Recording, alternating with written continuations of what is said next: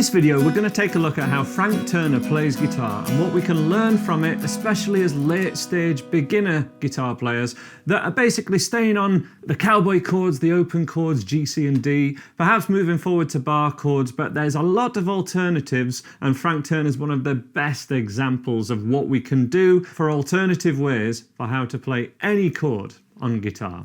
Now, if you don't know who Frank Turner is, he's an English singer-songwriter, and the thing he does better than perhaps anyone is this mix of punk and folk in his original music. He began his career in the post-hardcore band Million Dead. Super heavy, very shouty vocals, but he's brought a lot of that with him in terms of how he sings and lyrical themes. But the things that work for him best on guitar tend to be keeping things simple, but still adding a little bit of something. For example, he's rarely playing G major, C major, and D major in this fashion. For example, the song I just played a second ago was The Way I Tend to Be, which plays a C major chord like this, a D major chord like this, E minor, and G major like this, which is something that I think every guitar player should learn. We're also going to take a look at Recovery, which is perhaps his biggest song, and also his newest song at the time of filming, which is Girl from the Record Shop. This is from his new album, and I can't wait to hear the full album, but that's got some really cool things that we're going to check out.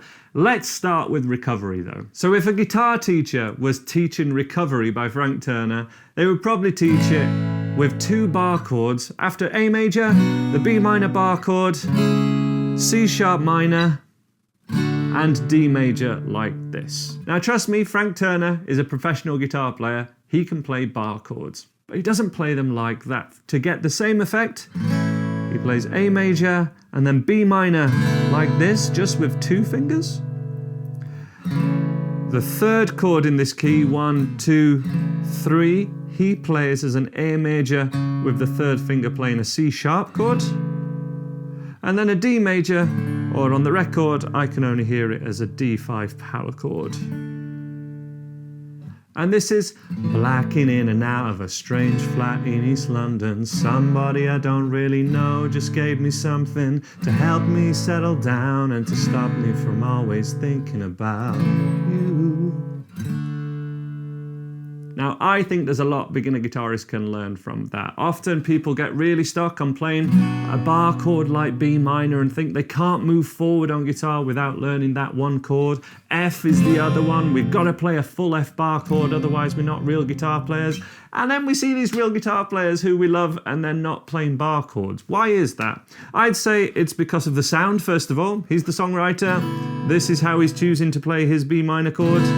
I think that's a big old tick there. It sounds better. It sounds great with these open strings. Rising bass notes there for the third chord. And then the D. He chose to play the D chord without playing the first string. All these are choices and they're really cool. And also Frank Turner's someone who kind of plays acoustic guitar in a busker style. He's someone who can play happily for hours and hours. He's about to, at the time of film, he's about to do this ridiculous, try and break the record for the most gigs in a day in the UK, like Guinness World Record stuff. It would be a lot more challenging to do that while stood up, while putting in the effort he does, and play everything as bar chords like this. It's literally more taxing for the muscles. So it's a more economical way to play these chords. And if we can be more economical in our practice and our playing, we can play guitar longer too without putting half as much effort in. I mean, what's better than that? The chorus of Recovery is just an E major chord, D major, back to the A major. So this is the 5, 4 to the 1 in this key. It's a long way back to recovery from here. It's a long way back to the light.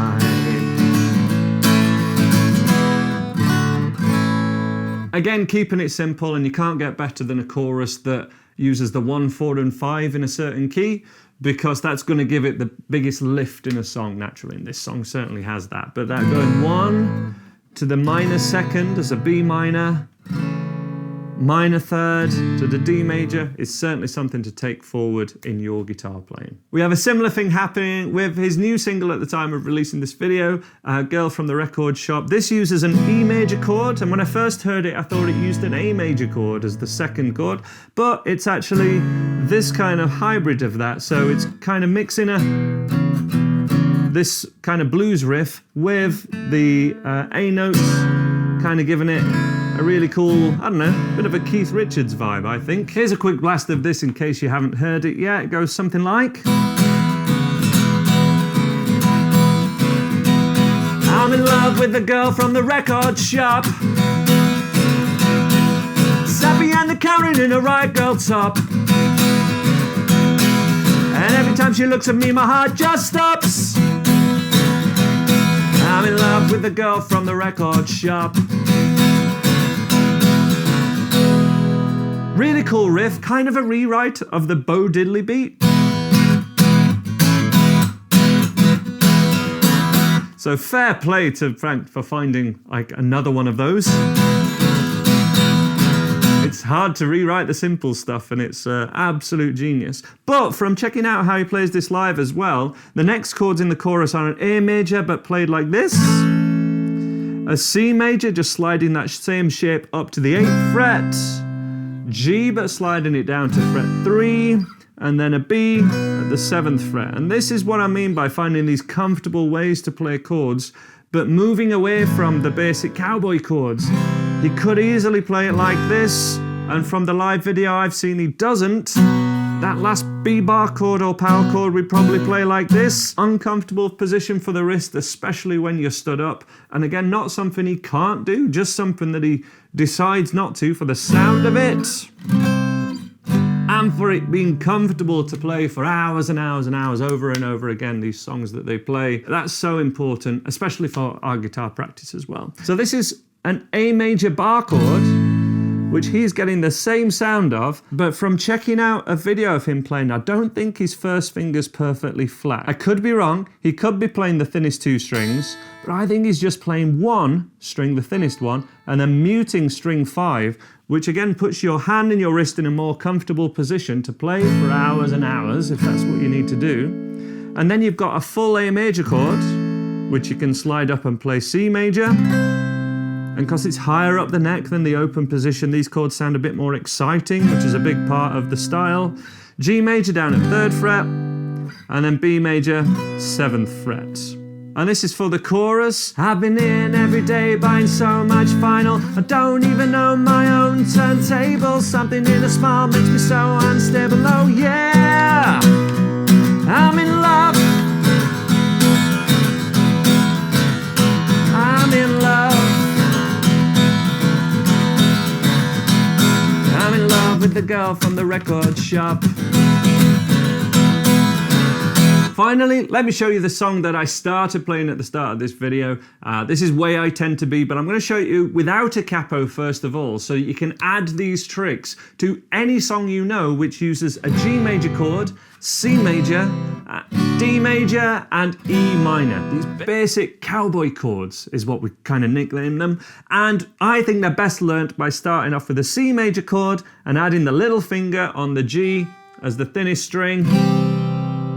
Move this shape up 2 frets, 1 fret, 2 frets, everything else the same. String 6 doesn't ring out, all other strings do, and we kind of get this really nice kind of sus2 add 9 sound. It sounds really beautiful. Move that up again to the 10th fret and we get a G major chord. And the tab for that, just in case you've lost where your fingers are, is 10, 9, 0, 8, 10. But it's just that C major chord, slide up to 5 for the D, and 10 for the G because this is a G root note. The root notes, that's a D at the 5th fret, stay in the same place on string 5. To play the E minor chord, we want to set up at the 7th fret and the 5th fret, but what we're going to do, this is our C shape and this isn't going to sound good. Something's wrong there, right? We need to move our first finger to string 4, fret 5, lift the middle finger off, and that's it, but we can play all 6 strings. Sounds really cool and dramatic. Stepping down each of them, that's the G, E minor, just frets 5 and 7 only. A D major chord with a C shape. and a C major chord. And if I was to play the riff in this position,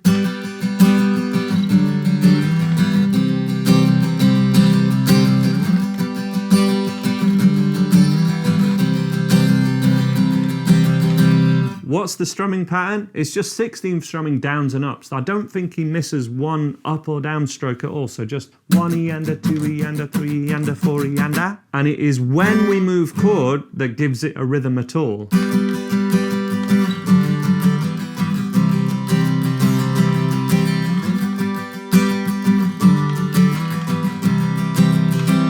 So 1 E and a 2 E and a 3 E and a 4 E and a 1 E and a 2 E and a 3 E and a 4 E and a. That is not how I learnt to play this song, by the way. I learnt it from listening to it and spotting that there's a riff that is played, right? I actually learnt it from kind of putting a melody on these chord changes.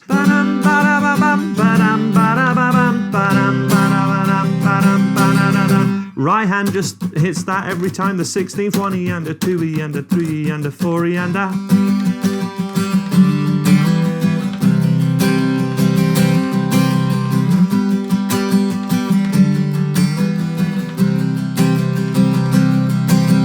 And it starts not even on beat 1, not on the and of beat 1, but on the 1 E and a 2 E. It starts on the E.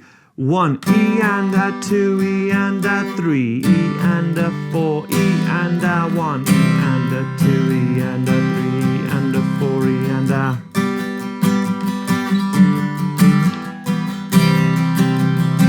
It's like giving it a push or a pull forward, but it's actually because it's played a little later than expected, not earlier. Putting this in the original key, we'll need a capo at the 4th fret.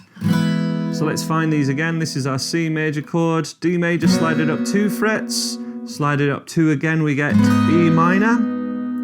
And then it's starting off at 12th and 14th fret. So kind of one below, if you were playing a C chord 12 frets up, one below that. And that's where in this case there is capo key of G. And that's how we get the original key, the original riff. For the verses then, even on the original recording, everything sounds more played down here. Sometimes I pray for evening, for the day to be done. Some summer days I hide away and wait for rain to come. Just cowboy chords. I'll follow a chord sheet which I'll link to below and you can learn this song. For the chorus, again that 4, 1 to 5, the 1, 4, 5 in this key. But then I remember you and the way you shine like truth. I think it's an E minor there in all you do. And if you remember me, you could save me from the way I tend to be. The way I tend to be. Back to the riff.